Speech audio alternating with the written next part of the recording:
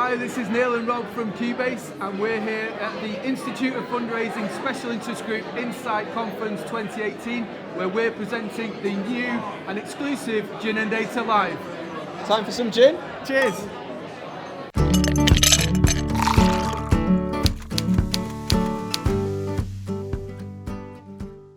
Okay, so complete departure now, both in location and style of gin. So the next gin we've got is something called Cuckoo Spiced. So this is from my neck of the woods, up in Lancashire. So it's in a place called Brindle, which is just outside Preston, on a farm called Holmes Farm, and they make this in their barn. And a lot of the ingredients that are in there are actually grown on the farm, so it's quite different. So this is a spiced gin. So instead of having that citrus or fruit kind of base to it, it's very, very, very spicy, and try it. And this is your favourite gin, isn't it? It is actually, yeah.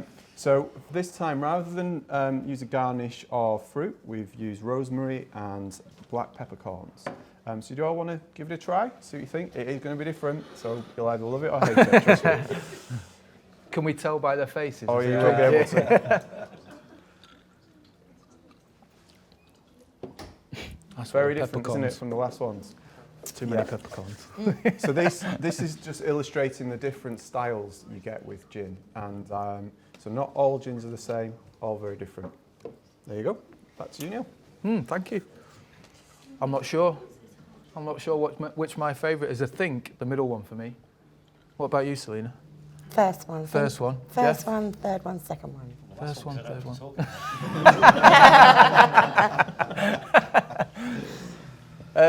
Right, Selena, thank you very much for joining us.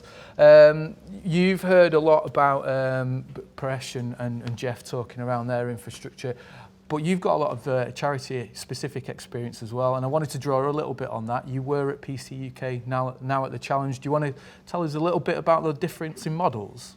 Yeah, well, the Challenge is really different. So I've worked with many charities over the years, mainly sort of in the traditional fundraising space. Yeah. But the Challenge is a social inclusion charity, and what we do is we run programs for young people, 16 to 17-year-olds. So every year we have around 40,000 young people in our care. Right. So much of our CRM functionality is bespoke, and it's taking them through the sign-up journey, looking after them while they're on the program, ensuring they get everything they need out of their experience, communicating with them throughout. So yeah, it's a really different beast. I've been there 6 months now. So. Different to PC UK when you were there? Yeah, very much so. Yeah. Very much so. And like I say, mainly because we don't do any traditional fundraising. Right. So it's all around sort of signing people up and then making sure that we ship them from A to B around the country, and recording any incidents that might happen with young people while they're in our care, 16, 17-year-olds. Yeah. And also, ensuring their safety. So we need to make sure that their medical information is always on hand. Right. We also have a large inclusion programme, so there'll be lots of children with various special needs. Yeah. So to make sure that they're looked after and they get as much out of the experience as everybody else. Right. Quite well, very rewarding, I can imagine. It's really good, Yeah. really enjoying it. I wanted to kind of dig into your experience. Actually, you've heard Paresh talk about prescriptive analytics and Jeff talk about the infrastructure to get there. You've used it for kind of automated journeys, and you've realised the operational benefits. Have you got anything that you can share with us on how you've used that data and the kind of operational benefits you've seen with things like automated journeys? So in the past, in my last role, we invested in fast stats to centralise all our selections, people stage to take them on their journeys, and a single customer view to bring across all the data sources. Right. So the benefits were incredible actually. Increased ROI, improved experience of customers. Yeah. And efficiency. So, able to do about 10 times the amount that we were before, and it just sort of grew and grew and grew. Wow. So we're doing it all again.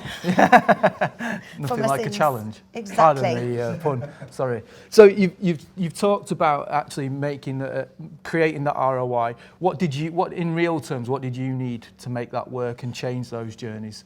Buy-in Certainly needed buy-in to get the funds signed off. Tools, so the ones I've just mentioned. Skills, both within the data team, but across the organisation, and our suppliers. So it's really good having that balance of upskilling and empowering the team at the same time as having a trusted, done it before supplier, and especially with Cubase, the way that we've worked is rather than just having a consultant come in and do something magical and then disappear, and the team are like, I don't really know how it works, they're not very engaged. But to do that sort of empowerment piece. So that they've come alongside us in my last role and in this one, and they sort of do the beginning of the fancy footwork, but then slowly leave the team to to bring it on and then take it forward. So we move on to the next one. So we've got a lot more done that way, but also it's been an amazing experience for the team as well.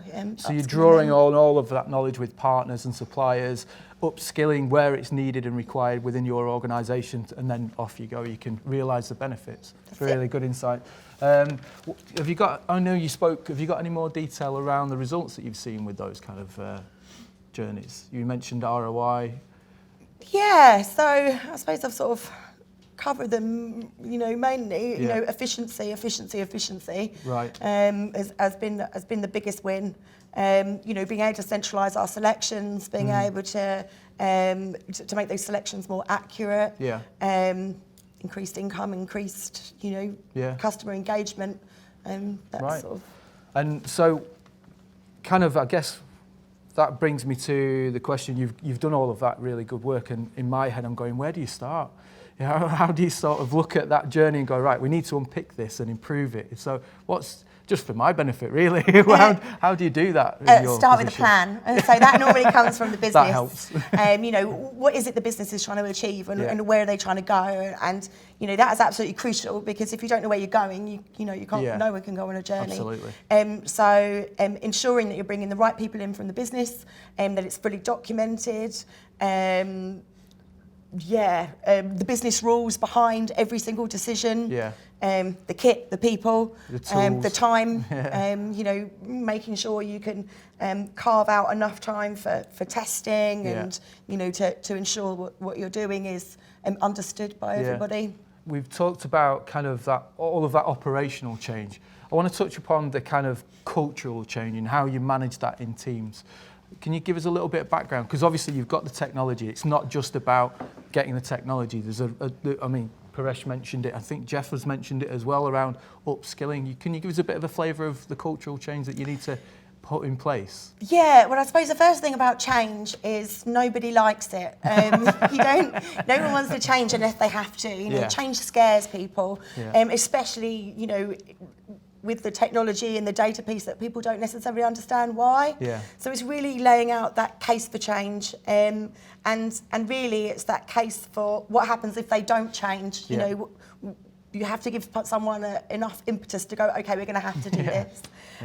You've got to support them through it as well, to make sure that you're bringing people on that journey with you. So have you got any kind of, what would you have top 3 tips then for anybody undertaking that process? Yes, start at the top. If you haven't got buy-in from the top, you've lost. And actually, the further you get towards the top, sometimes the less understanding they have of the operational needs on the ground, and certainly the less understanding they might have of the growing and changing world of technology. Educating them slowly. I start as soon as I go into an organisation with a slide deck and just sort of start with the real high level stuff. Keep it simple. Keep it really, really simple, and to try and sort of show them the benefits of that. Yeah, good.